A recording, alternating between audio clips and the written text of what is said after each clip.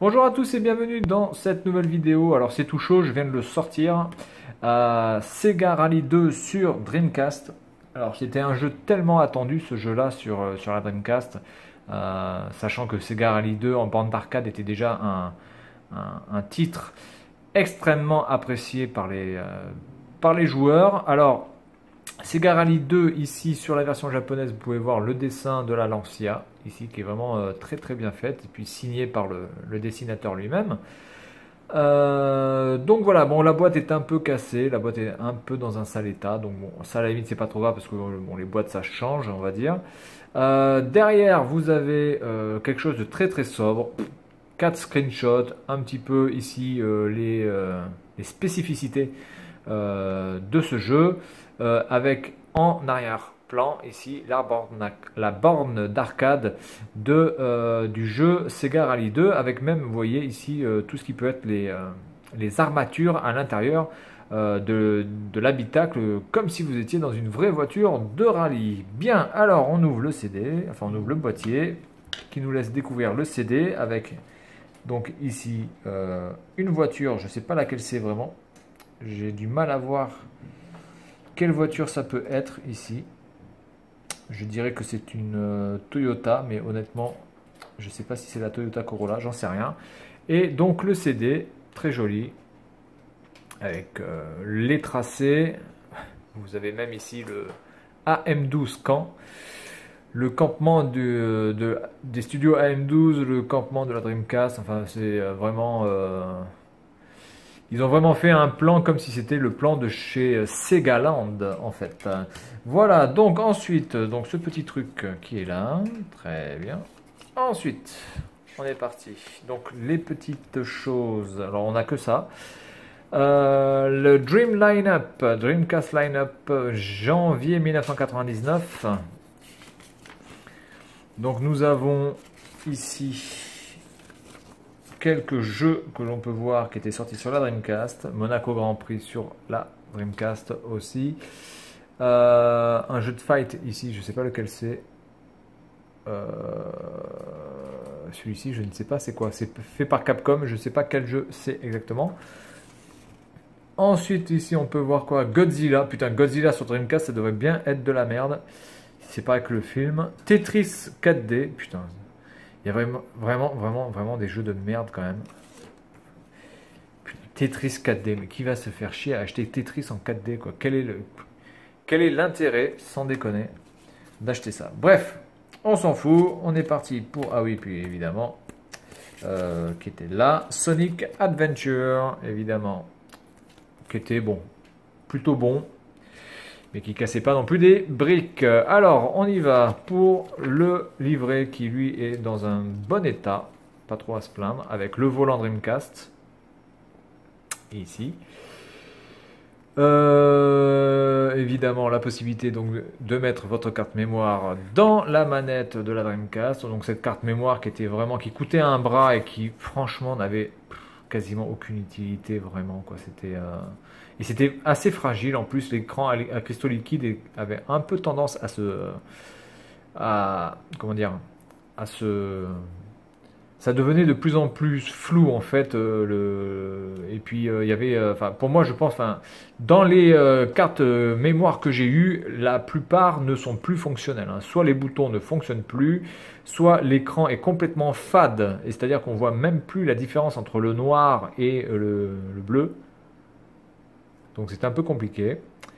Ensuite donc ici, alors c'est une notice très technique, très peu de dessins qui vous explique, voilà, ici vous avez toutes les pages, le mode arcade, le championnat 10 ans, ouais, le championnat sur 10 ans, qu'est-ce que c'est dire?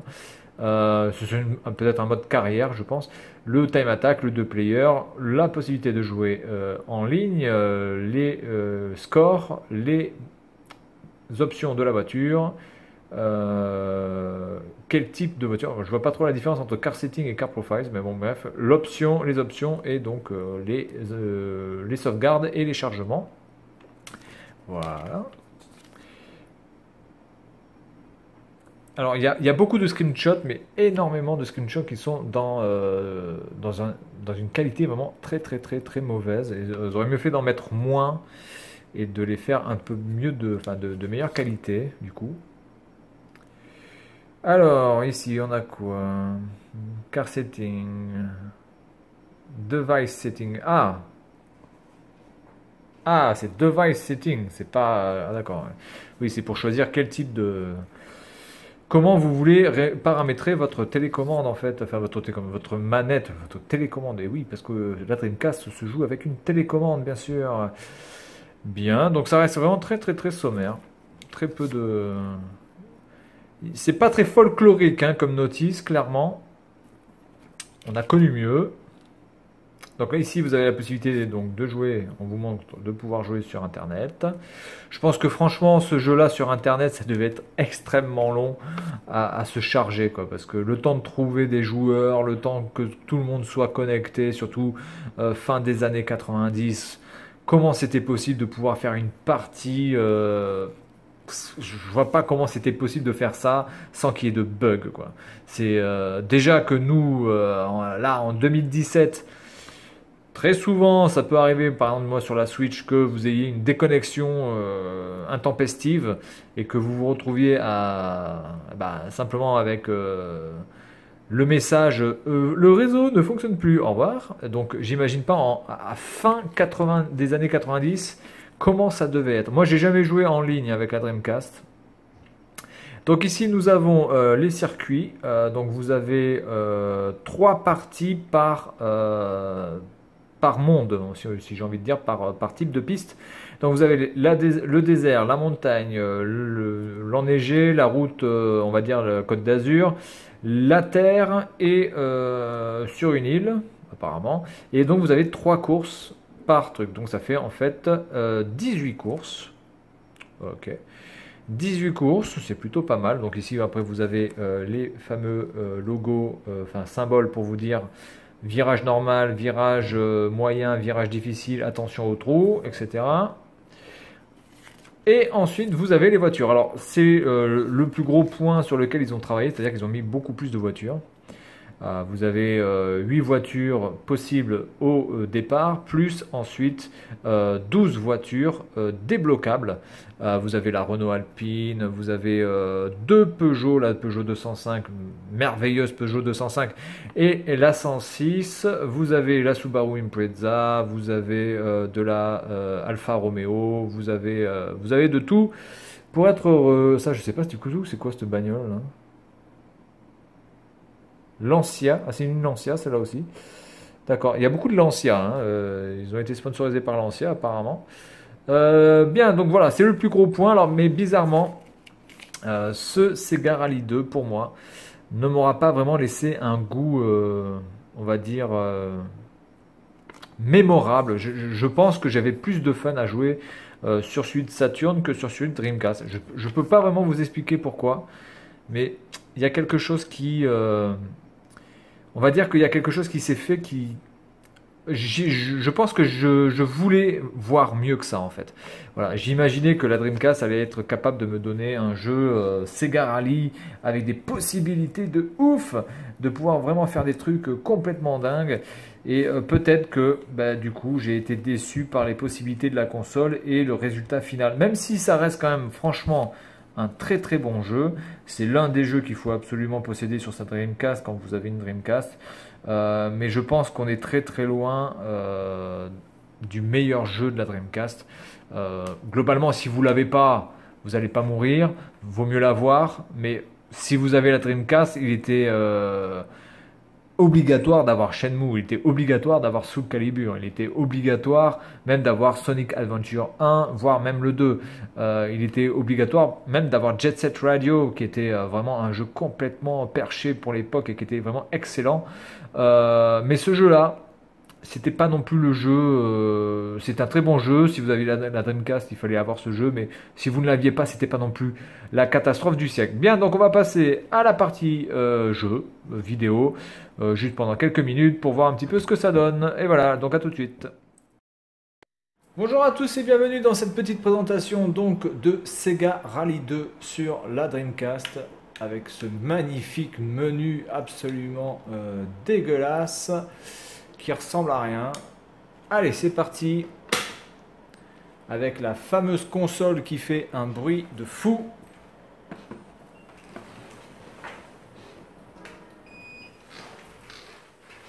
Allez. Ah, attention, c'est Microsoft Windows CE qui est derrière tout ça. Attention, c'est de la qualité. Hein. Ça rigole pas.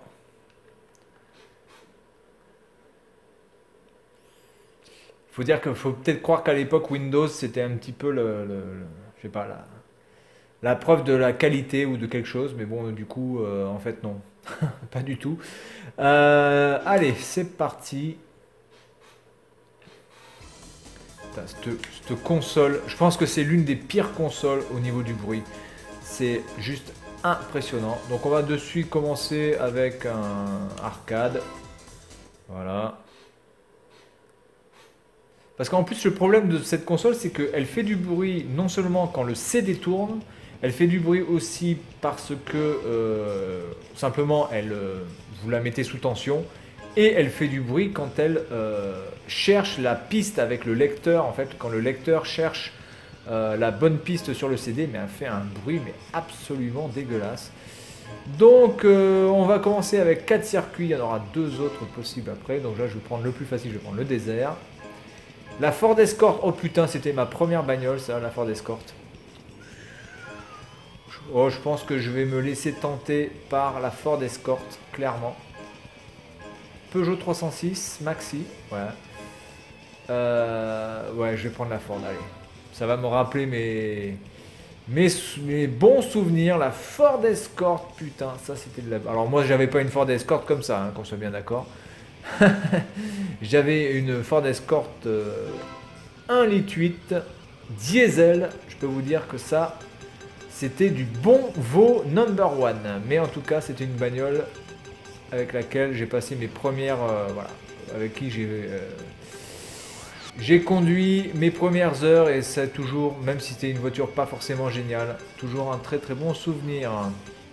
Ford Escort 1,8 litre diesel CLX, monsieur, ça rigole pas.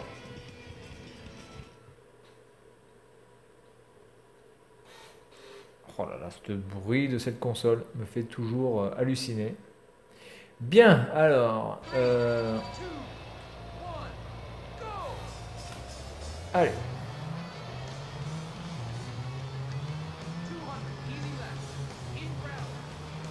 Alors ici, évidemment, on fonctionne... Oula. On fonctionne avec les gâchettes. Cette fois-ci, nous avons les gâchettes analogiques de la Dreamcast qui permet de faire des accélérations. Et la gâchette de droite, de gauche qui permet de faire le frein. Alors c'est sûr que les gens qui ont énormément joué sur Sega Rally en mode Saturn, quand vous vous retrouvez sur la Dreamcast, vous êtes un petit peu perdu au niveau des touches.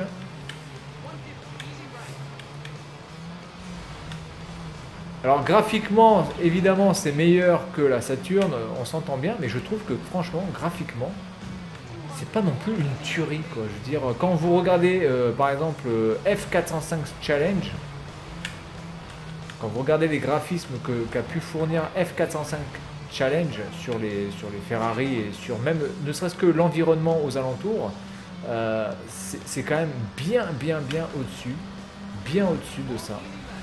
Donc vraiment graphiquement, moi je suis pas du tout convaincu que Sega ait donné le plein potentiel de Sega Rally. Je pense qu'ils auraient pu faire au moins graphiquement, ils auraient pu faire bien mieux. Oula, où tu vas.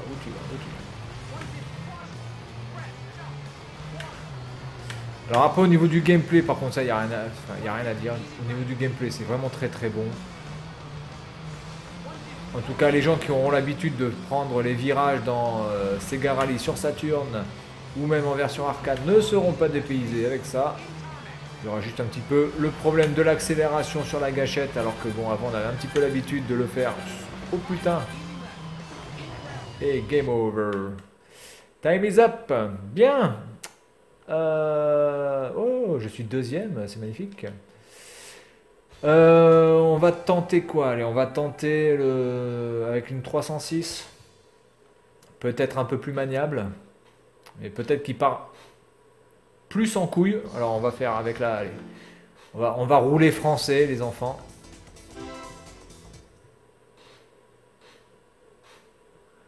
Bon, les temps de chargement sont assez corrects, hein. Franchement, y a pas, on n'a pas à se plaindre. Ça aurait pu être pire. J'ai mis désert, non je vais peut-être pas mettre désert, je vais peut-être changer. Ça c'est un peu compliqué. Je vais pas prendre un truc trop compliqué, donc du coup je vais prendre la neige. Et je vais prendre la 306 maxi. En automatique. On s'en fout. Ouais.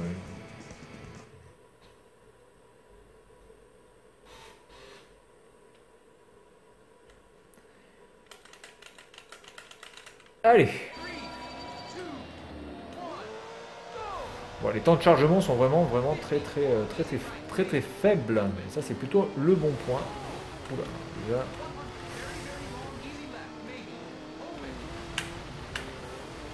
Peut-être plus prendre les virages. Oula, où tu vas? Mais tourne, tête de con!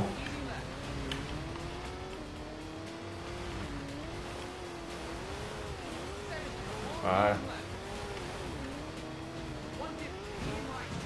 Alors, il faut manier le drift, clairement. Mais je suis où là? Voilà, il y a un bug.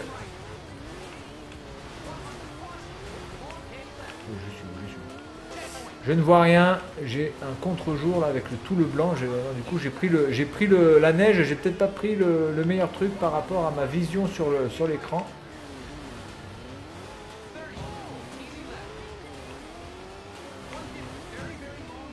Alors c'est pareil, la distance d'affichage, bizarrement, je trouve qu'elle est légèrement plus faible, voire juste équivalente à celle sur Saturn. J'ai pas l'impression que la distance d'affichage de la Dreamcast soit franchement quelque chose d'exceptionnel.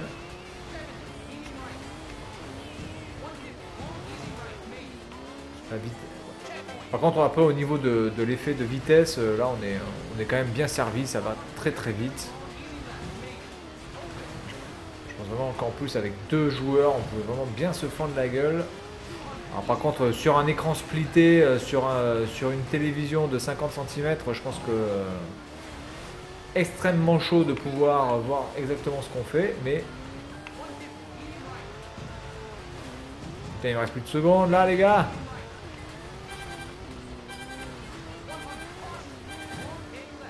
Ah, extra time.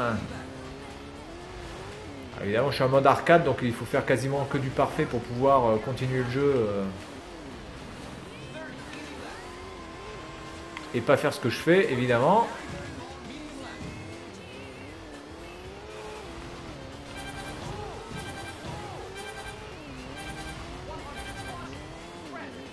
Bien, bon, écoutez, voilà un petit peu à quoi ça ressemble. Alors évidemment, vous avez quand même pas mal de choses à faire. La durée de vie est quand même, franchement, pour un jeu d'arcade, assez convenable. Vous avez quand même 2 autres circuits à débloquer. Vous avez une douzaine de voitures à débloquer aussi. Plus tout après les records à battre et se tirer la bourre entre amis. Enfin, je veux dire, il y a quand même énormément de choses à faire. Alors, on va juste regarder un petit peu le mode 10-Year Championship pour voir un petit peu à quoi ça ressemble. Voilà, donc là vous avez les 10 ans qui s'affichent. Donc on va faire la première année. Donc c'est une sorte de, je pense, de mode carrière en fait, hein, mais mode carrière très basique, pas très profond. Je prends la Subaru, allez. Il y avait une période où tous les gens voulaient acheter une Subaru, je sais pas pourquoi. Allez, je prends une 6, boîte 6 automatique. C'était la mode des kékés. D'avoir la Subaru bleue avec le gros aileron. Elle est kéké. Allez, on est parti. Bon, je pense que je vais être très mauvais, hein, évidemment. Hein. Bon, là, on est sur la partie facile. Muddy. Sur la boue.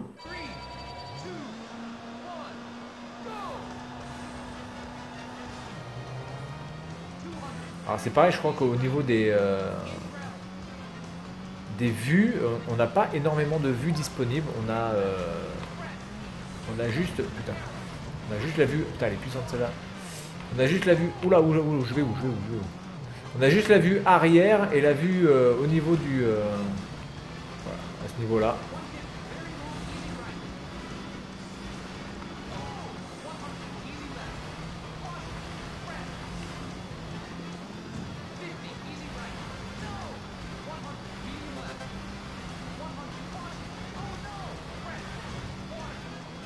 Alors vous avez votre copilote qui quand même arrive à vous donner les indications, mais qui arrive aussi à dire « Oh non, c'est pas bien! Tu es un enculé! Pourquoi tu roules comme ça? » Ouh là là là là là! Les gars! Alors ça reste quand même un jeu super fun, hein. Faut quand même le reconnaître. C'est quand même très amusant. Mais bon, je sais pas. Moi, je trouve que le premier Sega Rally sur Saturn, on s'amusait plus. Il y avait plus ce côté excitant que dans ce jeu, on a un petit peu perdu. Voilà. Donc, c'est tout pour cette vidéo sur Sega Rally 2. Et puis, moi, je vous dis à la prochaine. Salut à tous!